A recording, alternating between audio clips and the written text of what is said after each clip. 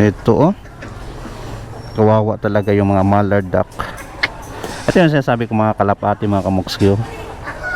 Ayan, di ba? No, just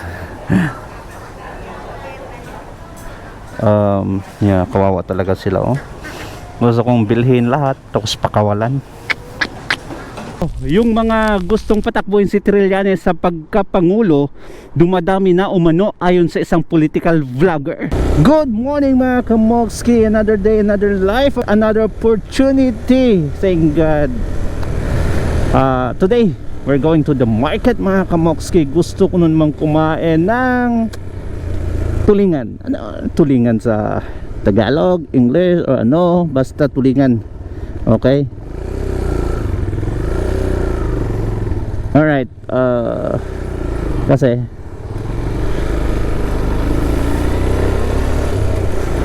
too much na yung kinain kong isda na galing sa matabang na tubig. I need something new today. So, ang paborito kong tulingan. Alright,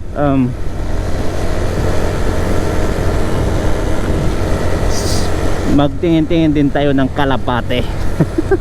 Bakit kalapate? Dahil matagal ko nang gustong kumain no, bumili ng kalapate para alagaan, pero hindi ko alam kung paano at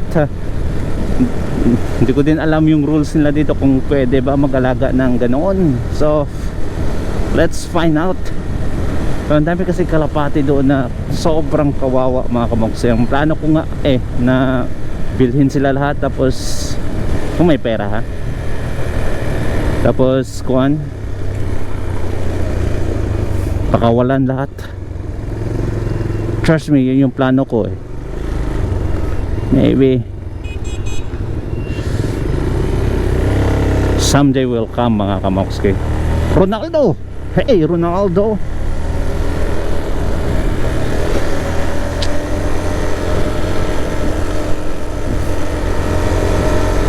Time will come.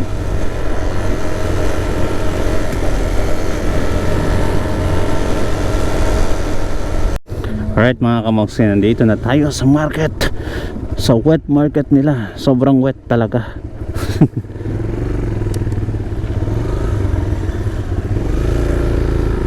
Wet na wet talaga yung market mga kamoksin. Yan.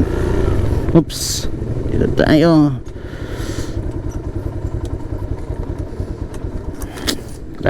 Let's go. Magkaalaman talaga to. Sana may mahanap tayo na tulingan ha. Hindi ko talaga alam ng anong term ng tulingan Okay, but anyway, anyhow,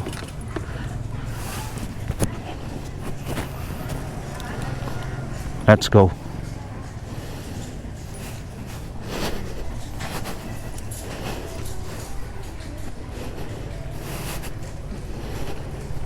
Ito mga kamokski, diba sa basta kahit anong gusto mo, kahit anong gustong palitin naman noon, bilhin mo dito, andito.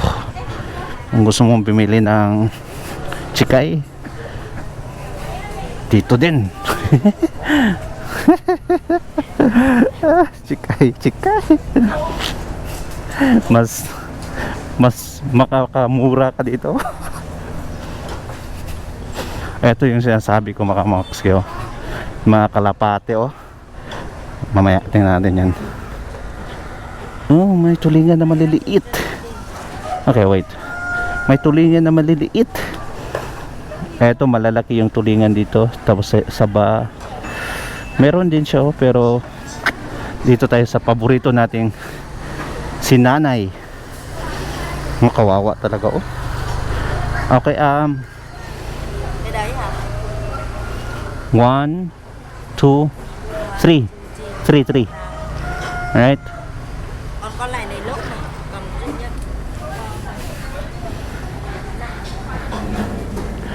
Sinama niya pa yung pang-apat. Iba talaga businessman What the heck. Okay, sige, 95. So magkano yan sa Pilipinas? Almost 200. Nasa mga 200 na yan sa Pilipinas, 200 pesos. Apat. Ilang kilo? 1 kilo ata. I'm sure.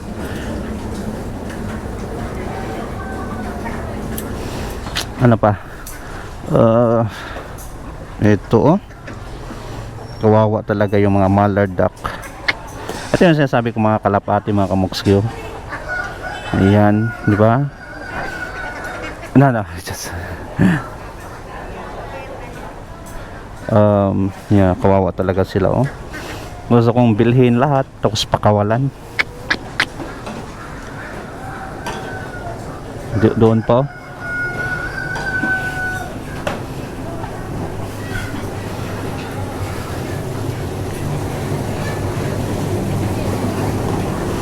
Kawawa yung mga nako. Kaya everyone refrain from eating meat. Refrain from eating meat. May palaka pa oh. Alam nyo ba, nasa 90,000 VND ang isa dito. So nasa mga 190 pesos din ang isa na kalapate. So alagaan, tapos alagaan lang. Ganyan sila doon dito.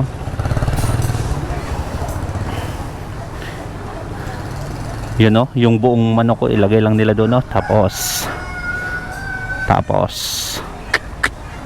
kaya as much as possible hindi talaga ako kumakain ng manok, mga kamokske. Lahat ng klaseng meat hindi ako kumakain. May mga occasion lang talaga na you know, wala akong choice. Walang choice, walang ulam eh. Pero before akong pumunta dito sa Vietnam, it's been like 5 years hindi ako kumakain ng meat. Dito lang talaga ako natuto ulit dito sa Vietnam ha. Kaya not cool. Marami namang gulay but kaya nga mas isda talaga yung pinipili ko. Mas mura pa nga dito eh. Yes. Yeah. 5,000?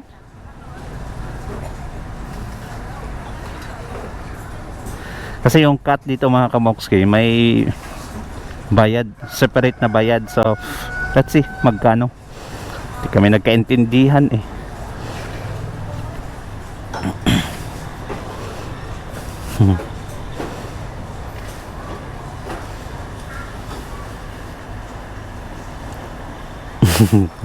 Ang bae. Sabi niya, uy, nagbablog to ah. Nagbablog.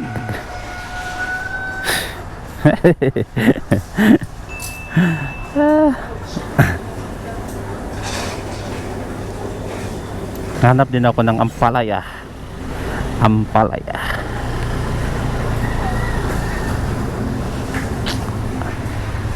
Yoy, I come back, okay? I come back.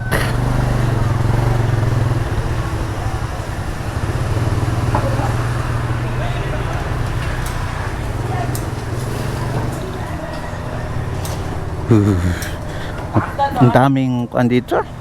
Isda matabang. Sobrang dami. Halos lahat. Kita nyo yung previous vlog natin. Okay. Taho. Bibili tayo ng taho later, okay? Bao nhiêu? 15. Okay, I think 15 or 10. 10. 2. Hai. Ngon.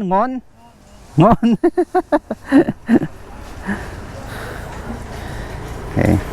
Ni? 30. 1, 2, 3. 30. So 15 nga talaga.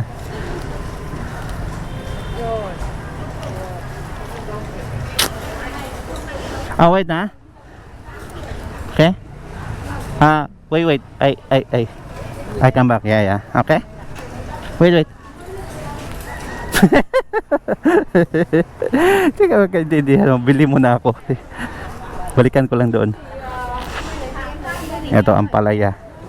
Gusto ko ng ampalaya, Nay.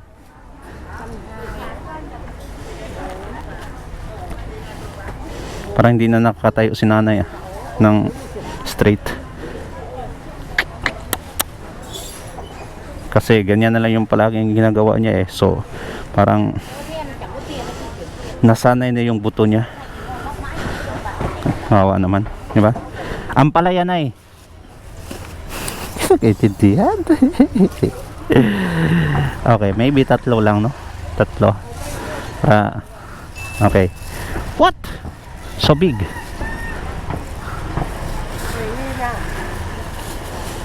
Okay, tapos maybe radish. Okay, radish siguro, no? Dalawang radish. At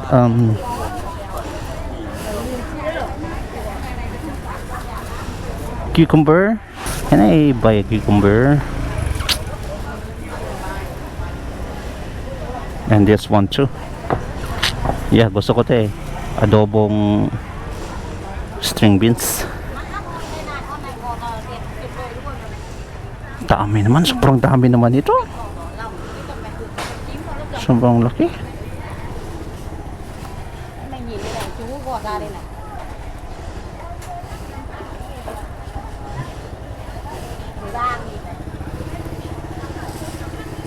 Cái này là 17.000 cân, 13.000 rồi.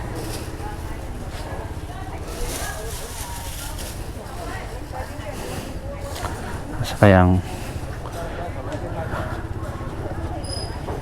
bili tayo ng kan.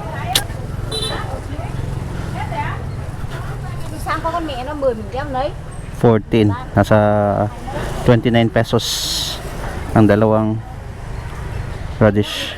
18, nasa 37 pesos ang tatlong kan.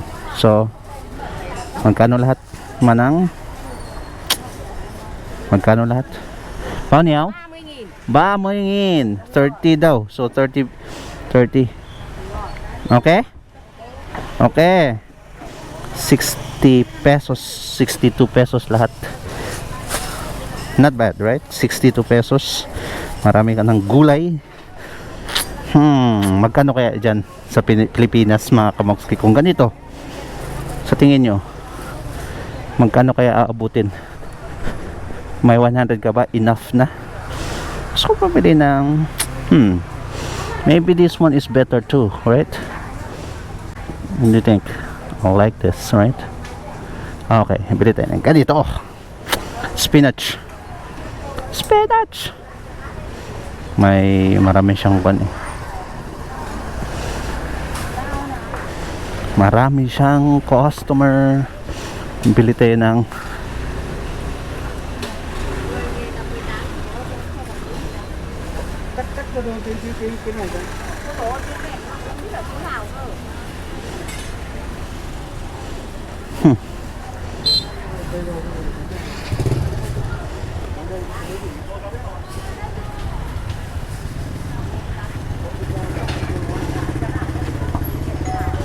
garlic.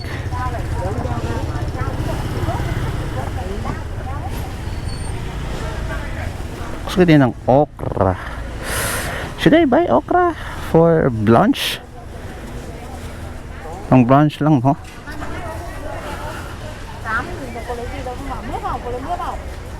Bao nhiêu? Mướp. What is mướp?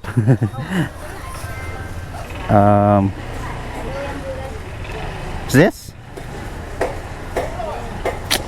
Bigyan na lang natin siya ng malaking halaga. Tiền to thế, tiền bé đâu. 8.000 Eh, 10. Đây. Uy, may sukli pa na 2,000. So it means 8,000 lang siya. So magkano sa Pilipinas? 19 pesos. Magkano? 19 pesos ang ito. Alright? Not bad. What do you think, mga kamokski? Not bad. 19 pesos. Pili tayo ng nahanap ko yung ito. Parang matagal na yung garlic ni nanay, Yung fresh na garlic. Hanap tayo. Okay, Nay? Puntahan mo muna natin yung kuan, isda. Ayan. Bao niyaw. Nabigyan natin ng 200 pag hindi natin naintindihan. Yan lang ang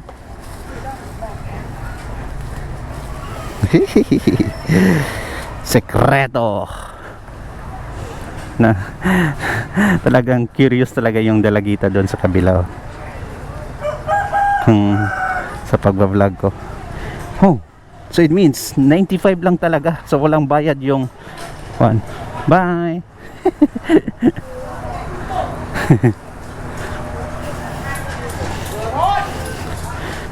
Ah.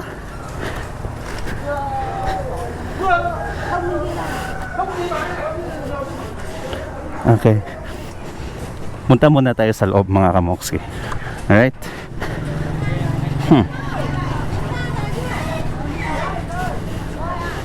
Ano ang may mga kapatid tayo dito, oh. Mga brother from India.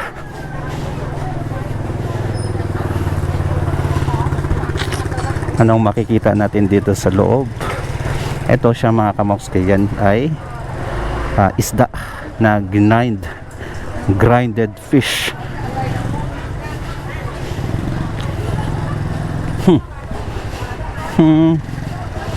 Kaya parang may kababayan tayo dito mga kamoksi. I don't know pero it's so easy to spot a Filipina in abroad. Huh? Thank you.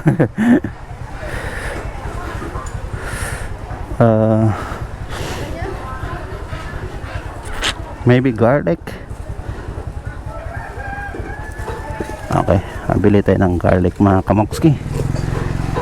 Pero same pa rin, hindi maganda. Kaya na lang, at least a little better than kuan sa kabila. Okay, magkano kaya? Magkano yun sa tingin nyo? May more. 11. So nasa 20, 23.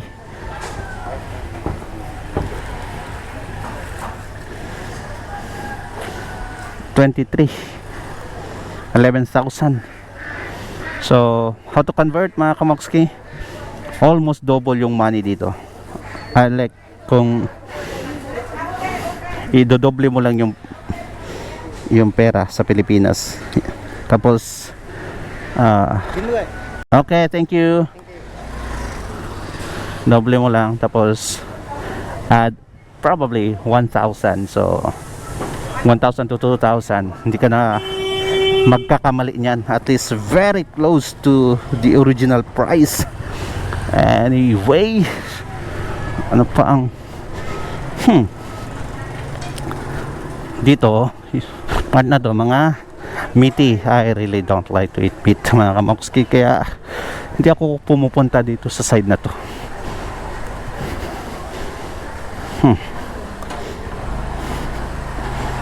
Eh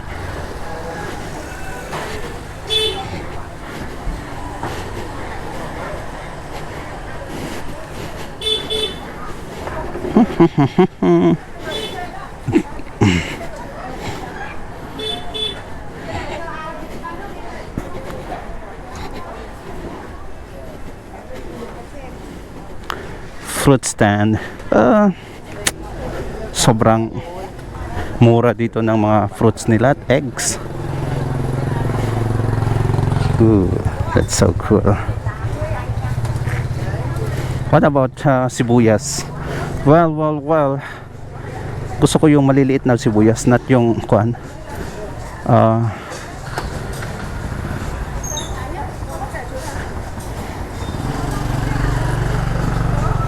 Hindi yung mga malalaki kasi parang walang lasa para sa akin.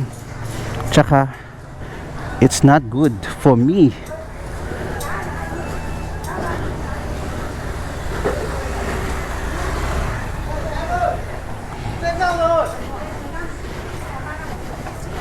dito. Flower stand. Flower dito sa likod na to. Okay. So yeah, I think that's enough of muntikon ko nang makalimutan yung taho natin. Taho. Alright.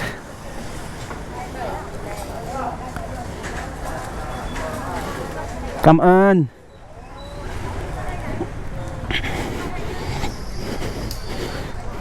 Okay, that's it. Maybe. Ano to? Oops. Itong tao na to, dito lang to siguro. Mahirap pala. Bibili pa sana ako ng bigas.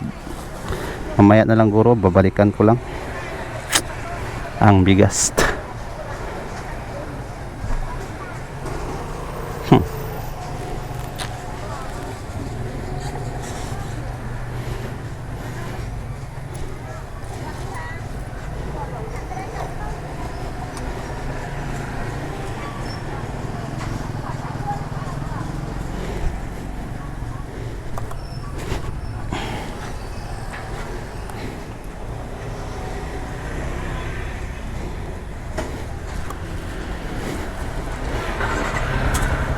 Okay, one last turn sa loob mga kamoksi ha. Ikot lang tayo sa loob with our motorcycle. Ay, manong naman oy. Ayang humento. Oops, oops, oops.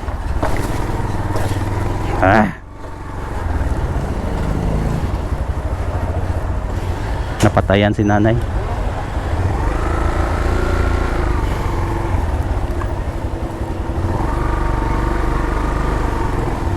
Yan. Ikot lang tayo.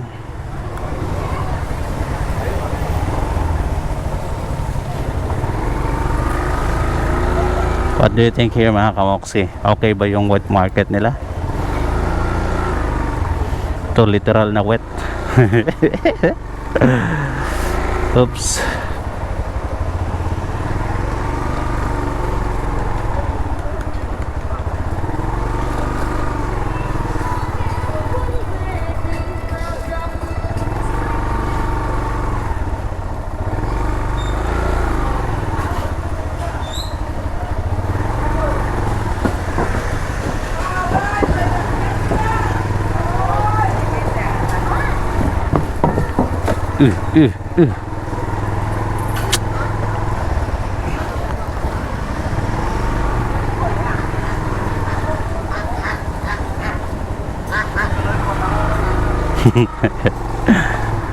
Diyan na naman siya.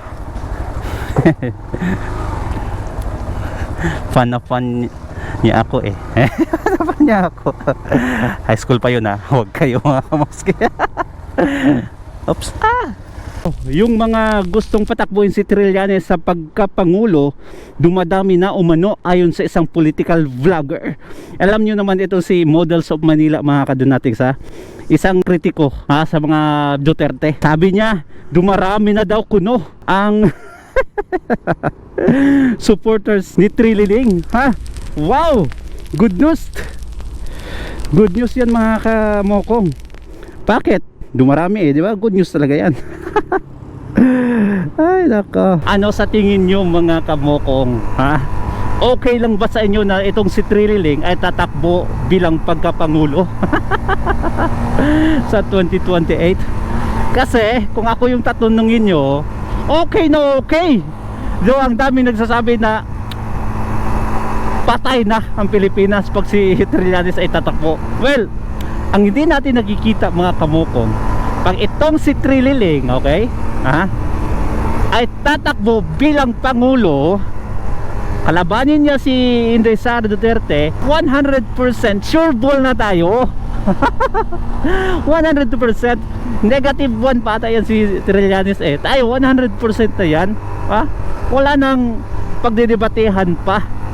Ibigay na agad yung pesto. Kasi yung ibang kandidato, alam naman natin, at least makakuha yun sila ng maybe 10 to 20% sa lahat ng mga boto. So, di ba, at least may 20% sila, the most. The most. Si Trililing talaga ay wala eh. Ha? Sure ball na eh. Sobra pa sa sure ball. Kaya okay lang tayo. Pero nga lang, ang pinakamalaking joke na nakita ko o nabasa ko today, ito talaga yun eh. Ha? Dumarami na ang supporters ni Trililing. Dumarami. Ang dami na nga. Gusto na siyang patakbuhin ng Pangulo. Alam nyo ba, ito yung talagang reality ha. Kahit yung mga Pinklawan at Dilawan ayaw iboto si Trillanes, ha? Tested and proven yan. Bakit? Hindi nga nanalo ng pagkasenador yan eh, no? Wala, hindi nga nanalo sa pagka-mayor. Mayor na nga lang eh, no? Hindi mananalo at hindi nila susuportaan pag si Trililing yung tatakbo. Kaya nga napakalaking joke yung narinig natin sa isang vlogger na si Models of Manila. Isang malaking supporter ni Isko Moreno. Pero ewan ko itong taong to, ha? Minsan pa baliktad eh. Napaka-init ng panahon. Saan galing to? Baka dito sa construction. Ano klase? Oh, tingnan nyo naman, ang dami na agad ng sasakyan. Diba? Kamakailan lang. Nasa 20 minutes pa lang nga, no? Gising na lahat eh. Gising na. Waking up time na. Waking up time. Or hallelujah. Hallelujah, maybe. At eto, may bagong nag-post, okay, si BNK TV. At alam nyo ba, another joke about Trillanes ito mga kamukong ha. Sobrang laking joke ito. Basahin lang natin. Antonio Sonny Trillanes, nakatag pa siya dito. Higit 10 years ka na nila pinahirapan, okay? 10 years din nagdusa ang Pilipino dahil sa pagnanakaw. I think this is the perfect timing na lumaban ka na sa pagka-presidente. Ay, kailangan ng bayan ng matino at hindi magnanakaw na katulad mo. Ipaglaban mo kami mga dukha. Ipaglaban daw mga kamokong. Sino kaya? Kami mga dukha.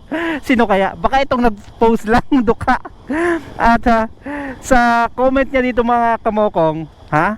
Sa post niya nito may nag-comment, 10 years ulit, 2028 to 2038. Ay nako, 2028 to 2038. Another paggigipit naman kay Trillanes daw. Trililing, wag kang mabahala kasi another 10 years na naman ang pagsasuffer mo. Ay nako, grabe talaga itong mga kulto ni Trililing. Itong si Trillanes parang rabid dog. Asong may rabies. Pero may mga naniniwala pa rin. May mga nasa 10.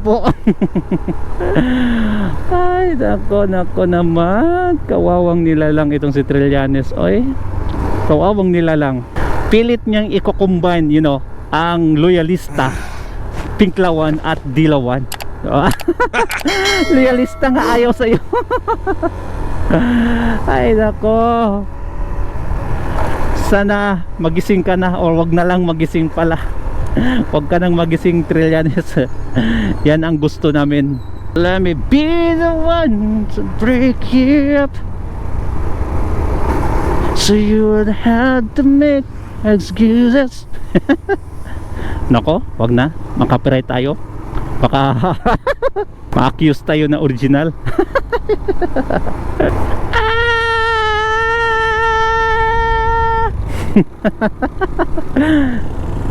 Vinfast.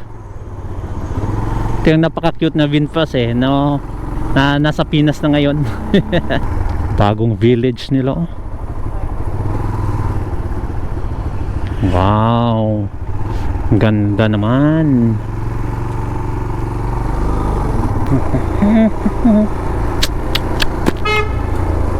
Woohoo! Daming foreigner ang nakita ko ngayon ah. Daming mga foreigner ah. Bakit kaya? Nung meron